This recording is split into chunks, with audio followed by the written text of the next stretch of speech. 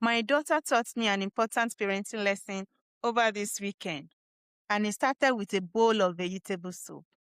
Now, to understand why this surprised me, you need a little background. My daughter doesn't usually like many Nigerian vegetable soup. Does she like any? So when she came home from a friend's house and casually mentioned that she had eaten Nigerian vegetable soup for dinner, I was genuinely shocked. I actually saw what I was doing and I looked at her. Wait, you had Nigerian vegetable soup? She said yes. Because if you know my daughter, you will understand why that sounded almost impossible. The more I thought about it, the less it made sense. So later I mentioned it to my husband. And what he pointed out actually changed the way I look at the whole situation.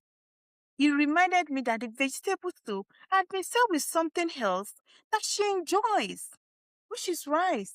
Why I have been giving her the soup with other food she actually doesn't like.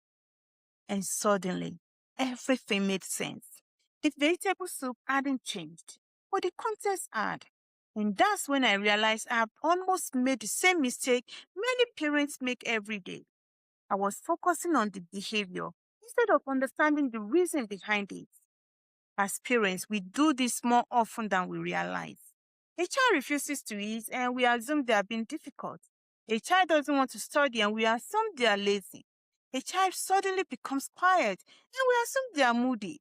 A child pushes back against us and we assume they are being disrespectful. But what if we are only seeing part of the picture? What if there's a piece of the story we haven't discovered yet? In my daughter's case, it wasn't the vegetable soup that was the problem. It was what the vegetable soup was paired with. The behavior makes sense once we understand the context. And I wonder how many parenting struggles work the same way. How many times have I become frustrated when I should have become more curious? How many times have I focused on correcting a behavior before understanding what was driving it?